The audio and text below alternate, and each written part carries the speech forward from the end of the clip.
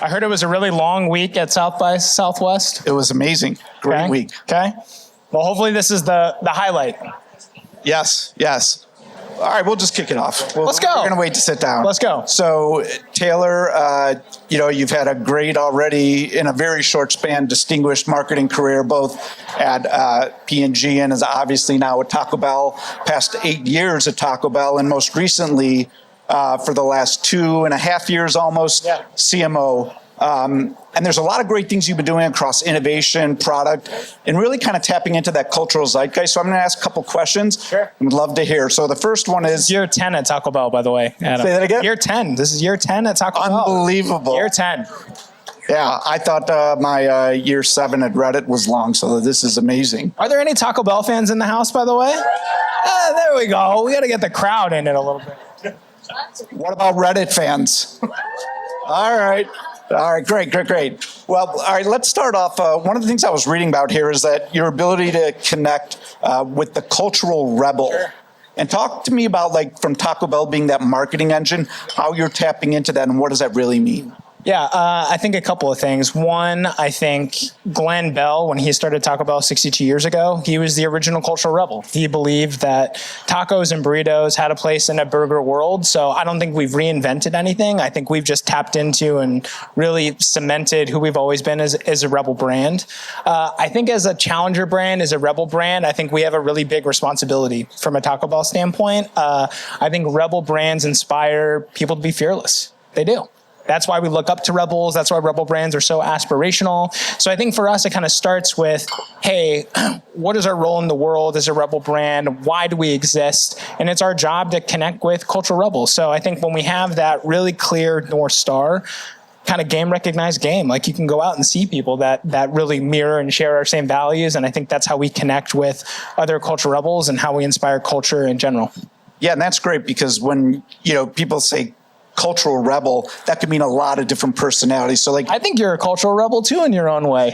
Sure. Well, I won't even say why. But anyways, so talk to me then about some of the authentic collabs you've been doing with a lot of the different brands, right? So I think of from a product innovation. What about the parts like the Milk Bar churros and some of those? Let's hear about. I think all of our collabs start with, are individuals or brands truly fans of Taco Bell? I think that's where it starts. You can't fake it. We will never pay for a collab. It always starts with, do individuals or brands have a unique connection to Taco Bell? Like LeBron James, we wouldn't have done anything with LeBron unless, one, he really loves Taco Bell. The Crunch Wrap is his favorite thing. And two, he had a connection to brand through Taco Tuesday.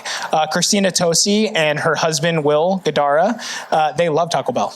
Absolutely love Taco Bell. So before we even cooked anything up together, what we always look for is who actually shares our same values, who genuinely has a love for the brand, who do we look up to? I mean, I think Milk Bar is one of the most iconic brands out there, right? So that's where it starts. Paris Hilton, when we did the Paris Hilton collab, she loves Taco Bell. Yep. Absolutely loves Taco Bell and couldn't believe that we would do anything with her, and we felt the same way. So it starts with that. You can't fake the authentic connection. I love that. That was the volcano menu when they came back. That's right. So talk to me a little, even I'm a big NBA fan, right? And LeBron came in and you did that. But what was the emphasis behind liberating that trademark around Taco Tuesday? So I'll tell the story. So Sean, our CEO, and I went up and we had dinner with LeBron and his team. And we knew that LeBron was a huge fan of Taco Bell. He loves a Crunch Wrap.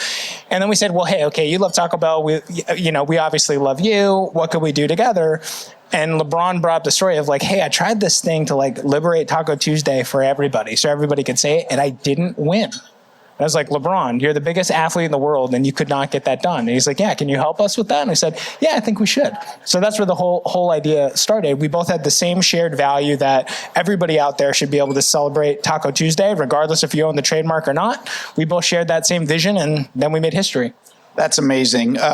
Switching gears a little, one of the things that I think Taco Bell does better than any marketer is putting brands, the fans first through all sorts of experiences.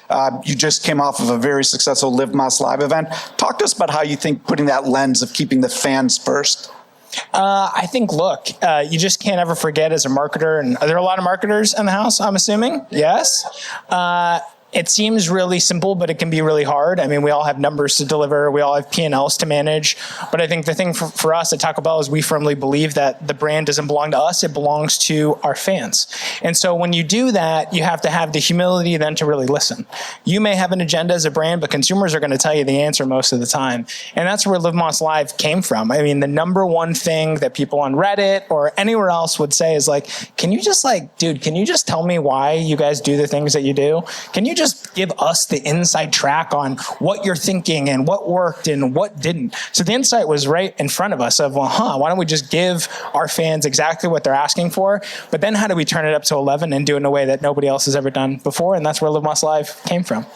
Yeah, if people aren't as familiar with that, I love it. It's got a feeling of an Apple event with all sorts of different innovations. And I think, again, the thing that is so unique that we see on the Reddit platform is how you just tapped into like the cultural zeitgeist of things that are really cool. Also talk a little bit about your Super Bowl campaign, right? Yeah. And one thing that Taylor and I were just talking about, even on Reddit, the fact that your Super Bowl campaign was voted the highest, most well-received this year on our platform. So we'd love to hear about how that came to fruition. Did anybody see it, the Super Bowl spot? So when we came up with that idea, the Super Bowl, we just wanted the Super Bowl to be a moment in a larger story. So I think for us, the idea was, okay, if we're a brand that really believes that we're a brand about the fans, we got to put our money where our mouth is. So how do you do that? We dedicated the biggest stage in advertising, the most expensive stage in advertising, to the people that matter most, our fans. So the campaign started actually last November. Is we took 6 Taco Bells around the country and we kind of turned them into like a roller coaster cam, but we called it the Live Más drive-through cam. So any person that rolled through the drive-through got a chance, if they signed a waiver, to be in our Super Bowl spot. So that's where it started, where the intrigue kind of started. And then the second beat was LeBron and Doja were really pissed because we weren't going to make it all about them. We were going to make it about our fans. So we let Doja be Doja and LeBron be LeBron. And then the moment in the Super Bowl was really just a moment where we said thank you to everybody and made sure that all of our fans knew how important they were to us. And we got some amazing like fan reaction videos, people on TikTok scrubbing through the whole thing, freaking out in their living room, like, oh my God, I'm actually in a Super Bowl spot. And I think that's, for me, like what makes Taco Bell such an amazing brand is we can give moments like that to every single person in America. And it's, something that's really special. That's awesome. So a little bit off script, knowing that, how do you keep that messaging throughout all of your tent poles throughout the year to keep like fans first? How do you think of that strategically, from like creative insights to the media execution? I think you got to be really anchored in your brand strategy. We are the cultural rebel. Who we speak to is the cultural rebel. We have to make sure that everything we do is really driven by an insight from our fans. When we create things, and we mess up too, when we create things that our fans didn't ask for, it's totally off base, they will tell us, and we will know, and we need to correct and do something different. But I think to your point, it's about having a really firm intention on who you are, focusing on your consumers, but then also you got to be afraid to get it wrong. Yep. Like we get it wrong a lot. And our fans and consumers will tell us like, hey, that kind of sucked. Or, hey, you told us this thing was going to be amazing and it didn't deliver on expectations. And I think having the humility as a brand to say, yep, we hear you. We didn't get that one right. On to the next one is something that makes Taco Bell really special. And I think it's something that more brands should do. That's awesome. That's great. So let's talk a little bit about some more of these new innovations that you have. Would love to hear kind of first about the Cantina Chicken Caliente and how that came to, and like how you're marketing specifically to that. I mean, Taco Bell, we own spice more than anybody, so why not create a spicy sauce? Did anybody watch Live Más Live, by the way? Anybody? I watched that. You did? Okay. I was gonna see if I get like some real Taco Bell fan reactions to what your favorite thing was that we debuted. I'm really excited about chicken nuggets coming back this year. Really excited about that. Fun story. They did not test very well. Wow. When we put them in, we tested them twice. They did not test very well at all. And I would say there weren't very many people that thought it was going to work for the brand. And I said, look, if we get it wrong, it's on me. But if we get it right, I think we're all going to like it. And I think getting more consumers excited about it was our biggest launch of 2024 was that. So I'm excited for those coming back. That's awesome. And then talk about the Live Más Cafe and the beverage platform. Oh, yeah. Look, I think one thing that we believe in for Taco Bell is it's about actions over words. I think a lot of brands say that they're about something, but they don't really do anything about it. And so for us, the beverage category is huge. It's one of the fastest growing spaces from a business standpoint. But to show consumers that we're really serious about it, we had to do something. So we created Live Más Cafe, 30 beverages, all unique beverages to Taco Bell. We have churro chillers, which are milkshakes. We have some really, really, really dope iced coffees, which are amazing. We have our own version of like canned coffees, which is really great. So we opened up the first one in San Diego. When was that? In December. I mean, double-digit sales growth on sales and transactions. So now we're just scaling rapidly. How many more of those can we build? That's amazing. And do you then see like a halo effect of like if now it's beverages that are driving on the platform, do you see that increase in then like a halo effect of the food there also? Well, 100%. I mean, we're always going to be unique and known for all of our amazing food, nachos, burritos, crunch wraps. But what we find is when we take these really big innovative swings on the brand, we create things like Live Más Cafe. Consumers realize that we're a brand that's always trying to evolve, that's inspiring to them, and it really pulls like gravitational them towards Taco Bell every time we do something new, and that's why we keep doing that. That's awesome. Talk a little bit now, right? Everyone here is familiar that there are macroeconomic pressures. Sure. There's been a switch, I'd say, in the last year of value somewhat to the QSR category. How are you thinking about that, knowing that Taco Bell, more than any brand, is still bringing out more and more innovations where across QSR we're just seeing one or two, get something for $5, 2x, whatever it may be? Look, I don't think that there is a world where the restaurant industry is broken into subcategories anymore. I think the days of us thinking about sit-down restaurants like this one and fast casual and QSR, in a consumer's minds, they don't exist. I'm looking at a bunch of consumers. You have a certain amount of money that you're going to spend. You want a great experience. And now more than ever before, all of the lines are blurred. Yeah. So I think consumers' expectations for every single category, but especially restaurants, is higher than it's ever been. And so for us at the brand, that means we have to do the things that we are known for better. We can't forget who we are, but we think that we're the most innovative brand in the world. We got to act like it. And the bar for that's higher. We're a value brand, which means our value has to be better than it's ever been before. So I think for us, we've just really embraced the fact that consumer expectations are changing, and versus trying to shift that, game on. Let's raise our expectations and get more consumers to come into the brand. That's awesome. Have you seen like your competitive set change? Some of the marketers that I talked to, they said that never really affected. They're competing with grocery stores now because of just those macroeconomic challenges. Or is it more that you're competing, like you said, there's none of anything else of those types, and it's just we're going to do what we do well and keep moving? Okay, do I get to be really honest now? Yes. Do I? Okay. Look, we're always paying attention to what the competition's doing, but for what I always tell the team is we just need to play our game. That's it. When we play our game, nobody else can touch us. You got to be aware of what everybody else in the category is doing. But look, we believe that we're a category of one. We can do things that no other brand can do. And when we continue to focus on that, winning with consumers, being the most innovative brand in the world, delivering great value, everything else is just kind of background noise for us. That's great. Talk to me a little about your career journey, because, you know, having those years in rigor at like P&G, and I was reading an article that you said like the real goal that you have to do as the CMO is you need to be a connector across all the different facets of the business. I'd love to hear kind of your thought process on that. I think it's still surreal to be sitting on a stage like this. I never thought that I would be doing anything, sitting here talking to you about all the things that we're talking about. So I think some of it I still have a lot of gratitude to even being here. But I think the role of a CMO, I think it gets a bad rap. Now we're going to get into the real tea, right? I think people think that being a CMO is being this great idea guy.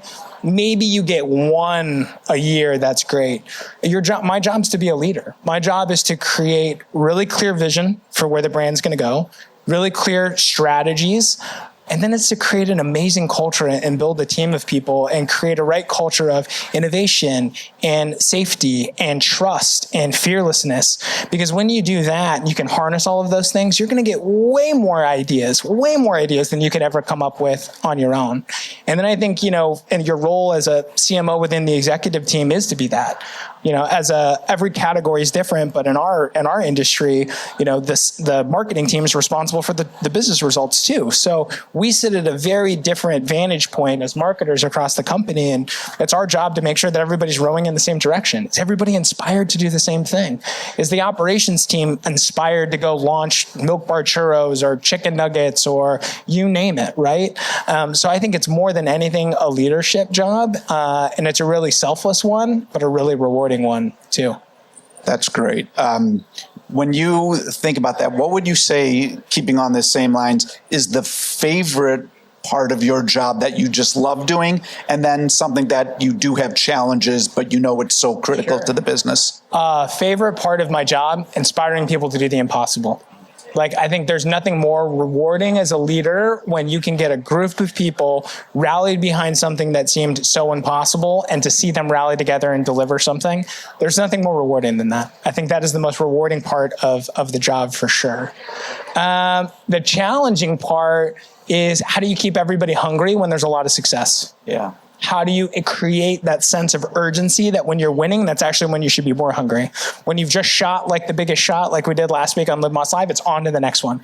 And how do you keep an organization hungry, humble, motivated all the time? It's not impossible. I just think it's a little bit more difficult. It's easy to sit back and just kind of count your checks and, hey, that was really cool. But we always like to say, hey, we should do more things in a year than most brands do in 10 years. And if you can do that, that's how you get results that are better than everyone else's too. That's really interesting. Who's your favorite cultural rebel that you've worked with in the past 2 years? Honestly, I think Paris Hilton is one of my favorite cultural rebels, because, man, she does not give, you know what, and she's her. And she's 100% her, and she is the most genuine human being. Like, we were at the shoot for Paris. She stayed and talked to every single person afterwards just to say hi and get an autograph. And I think she's never lost who she is, and she walks her own walk, and I love that. That's great. Doja Cat too, by the way. Yeah. Yeah, the creative for Super Bowl is hysterical that she clearly wanted to be part of it a lot more. Talk about day parts, right? Sure. Knowing that in QSR, right? We saw that breakfast was such an important part, knowing that egg prices for a lot of reasons now are strained, but that's, a very important category for breakfast. But how are you thinking about the day parts and where you want to innovate? I think there's a couple of things. One, has anybody tried the Cantina chicken menu? Okay, if not, there needs to be some more hands up next year when we come back, okay? Jason, I'm keeping track, okay? I would say, look, things like Cantina chicken and crispy chicken are intended to make the brand more permissible every single day for more occasions. We can't lose who we are. I'm sure everybody in this room has gone to Taco Bell late night. We're never gonna lose that. But doing things like Cantina help us make us more relevant for lunch and afternoon and dinner. And we're gonna continue to push on that. Yeah, that's great. Anything else that you'd like to talk about? Just from, I think the thing that we see from cultural insights, how are you pulling that? When you have these big ideas, how do you actually choose which one if you only have maybe one or two of them? I'll answer it a couple of different ways on insights, right? Where you get insights from. And then how does that, once you have that kernel of knowledge, how do you take it to that big idea and actually execute? I think social is where it's at. I think you have to listen to what consumers are saying about your brand. Good, bad, indifferent. You got to be okay with reading it all. The other thing is, because there's a lot of marketers in the house, is every single moment is a focus group. This is a focus group for me. I am listening and seeing how many people have tried the Cantina chicken menu. That's interesting. I got a room full of marketers and maybe 10 people have. I take my daughters to dance practice on Saturdays. That is a focus group for a lot. I get a lot of feedback, a lot of warm recommendations. But I think that's what sometimes we forget as marketers. There's so much data out there. A conversation with a couple of people, especially in the restaurant industry, that's going to tell you a lot. Yep. That's going to tell you a lot. Yep. Lamberts Live came from, I watched the Worldwide Developers Conference, and I just said, why can't we do something like that? Yeah. I shared it with Sean, our CEO, and he said, we should. And that was it. Game over. Done. So the insights are right in front of you if you're really just looking and listening. Awesome. That's great. Well, we have about 6-7 minutes left. Want to know if we first want to open it up to anyone who has questions. Good. Hi there. Great conversation, guys. Julie Hefferkamp with Spyro. Big fan of your food. I've had 4 birthday parties at Taco Bell's. Obsessed. But I'm an even bigger fan of your marketing. Talk to me about experiential. You have set the bar consistently and so high. Taco Bell, I mean, I can fangirl real nicely here. Can you give us a preview of anything that might be coming? Oh, okay. A preview of things that are coming. Well, now that I know, also, Jason, I'm keeping score. We're going to stream Live Moss Live on Brand Innovators next time so everybody watches it. Look, I think for us, and I believe this is more important for brands today than ever before, is it's actions over words. You can't just talk about it. You got to be about it. You can't say you're the most innovative brand in the world. You better do something that's the most innovative thing that's ever happened. I think one of the things that's coming up this summer is, are there any golfers here? Golfers? Okay, so golf is actually one of the fastest growing sports with Gen Z. It's getting younger. It's getting more diverse than it's ever been before. But there's still this stigma of exclusivity that exists in golf in general, right? So what we're going to do is we're going to team up with Bad Birdie. I don't know if anybody knows Bad Birdie, an amazing brand, probably one of the hottest brands in youth culture. So we're going to do a fashion capsule, a collab, but we're going to put on the Taco Bell Bad Birdie Invitational. So we're going to invite 10 high school golfers, 10 female golfers, 10 male golfers, high school golfers are going to get to register to play. We're going to do a pro-am day where they can meet all the executive teams, spend time with everybody. And then we're going to play a heads-up tournament the next day. And the winner of, there's going to be one female winner, one male winner, are going to get to play in a PGA and an LPGA tour event. So that's never been done before, but that actually, just think about those 20 kids, it's going to change their life. And it's going to give 2 kids a chance to set their golf career on a trajectory that's never been done before. So I think for us, it's an example of, hey, we say that we're a brand that wants to empower the next generation of cultural rebels. We got to do something about it. So that's what we're going to do. Hi, thanks for a great panel. I wonder about communities. Like, what are the communities that you feel like every week, every day, you have to keep yourself updated on what they're interested in because you believe they're going to be like great source material for your collabs or partnerships, great inspiration for new product launches. Can you talk a little bit more about that? Do you work for Reddit? Because I think this is a softball for my man over here. I don't know. I don't either. The Living Moss subreddit, I read it every day, all the time. Anytime we launch something new, I'm on that a lot. I mean, those are the people that love your fans. Blake, who is the moderator who lives in Iowa, he actually knows us and will message me on a daily basis of, hey, here's what's working and here's what's not. I think TikTok as a platform is where people are getting more and more unfiltered. There's 5 or 6 really, really big influencers that are truth tellers who will send me a DM. It's like, hey, I'm going to review this product. And by the way, it wasn't very good. Okay. Why wasn't it very good? Like, you should let me know. But it's interesting. I just think that sometimes we make it really complicated. Like, I get a lot of reports on category data and big things, like thousands of consumer subsets and reviews. I get more out of those conversations than I get out of a lot of that analysis. Don't get me wrong. The analysis is important for everybody listening. It is. But like, when you hear somebody that loves restaurants, that's going to give you the real of like, here's what didn't work as a consumer and as a mom or a dad that's buying stuff for my family. Like, you get it all right there. And most times, they're probably right.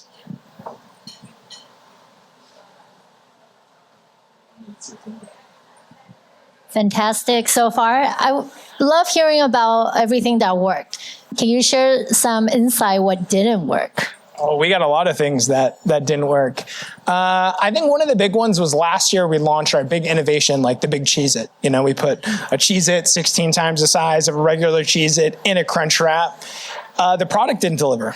It was a great idea. People were really hyped. And what we heard a lot was like, hey, I spent, $4 on something that you guys hyped and said was going to be amazing and like the pinnacle of Crunchwrap perfection. And it wasn't.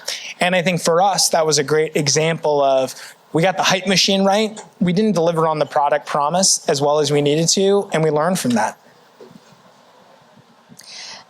Hey, Melissa Richards person, an old KFC marketer, so came out of the Yum family a long time ago. What's the role now of your team members in innovation and in campaigns? Your store level team members, restaurant team members. Huge. I should have said that's another community. There's the second thing that I usually ask about when we launch a new product is I will text Jason, our COO, and I'll say, what is the vibe in the field? And we will get quotes back from everybody in the restaurant, and you'll hear it right away. So I think, one, that is a big feedback loop. Like, there's just something about the buzz and the hype in the restaurant when we've landed it.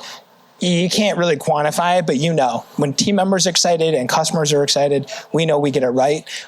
We actually have a program where team members can share their menu hacks, and we've actually launched some stuff from that, which is cool. I mean, they are the soul of the brand. They're the ones that interface with customers every day, not me.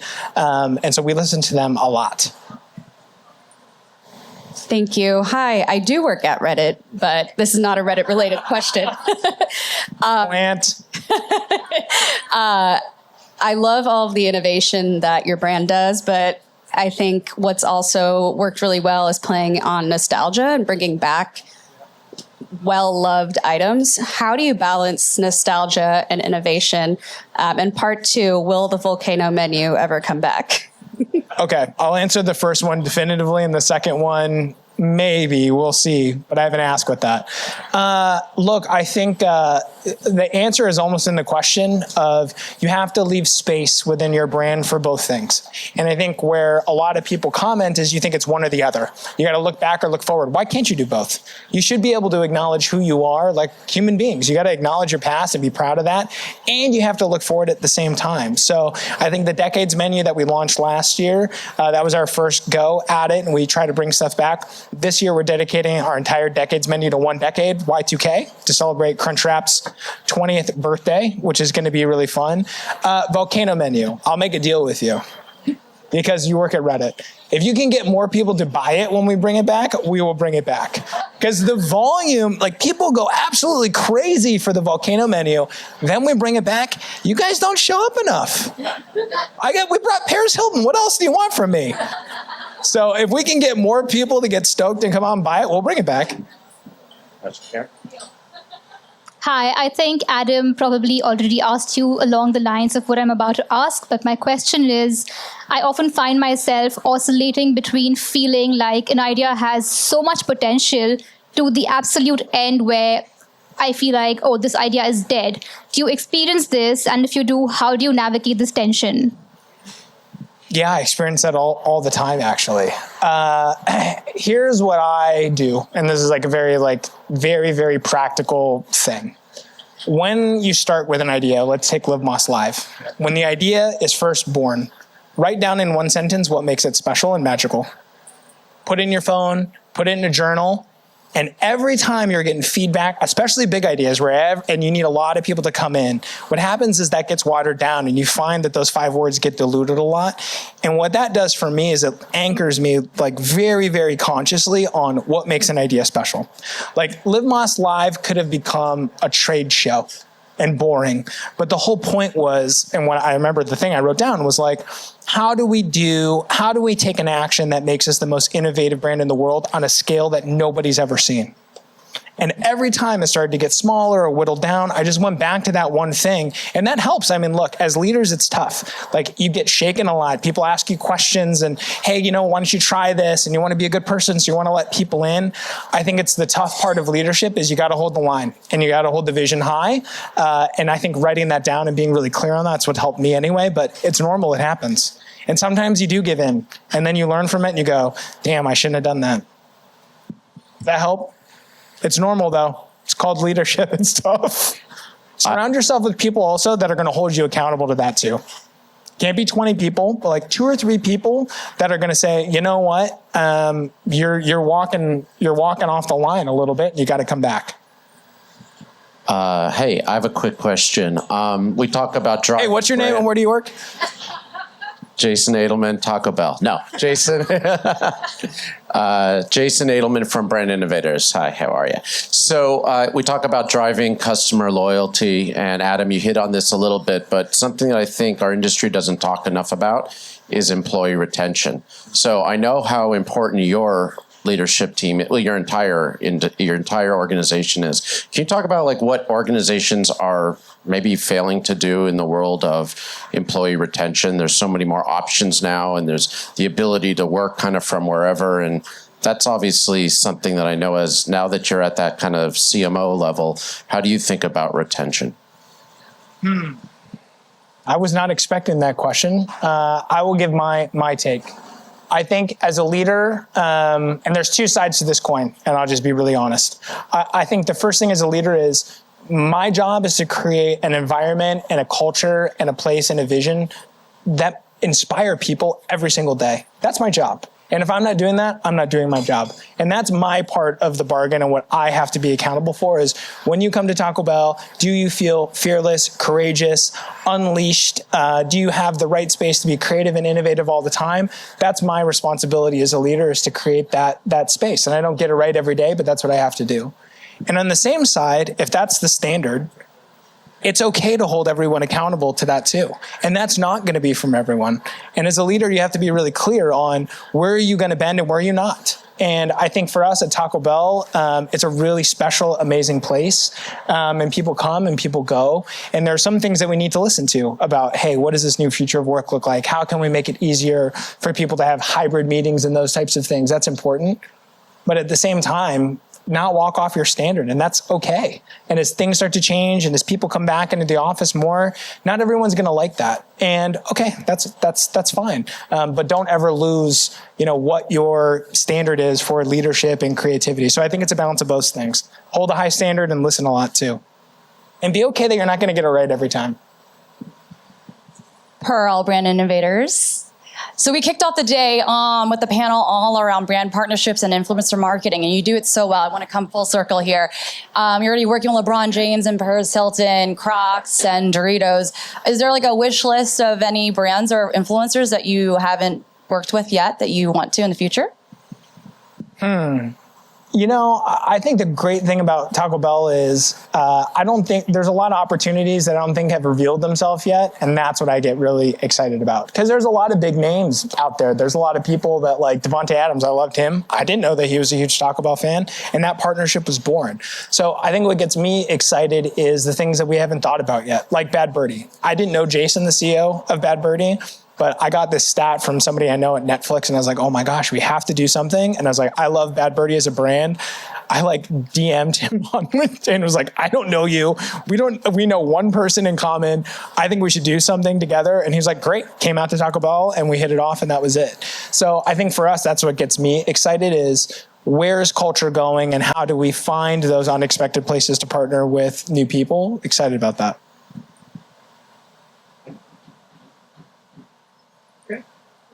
All right. I think we're good to go. Perfect.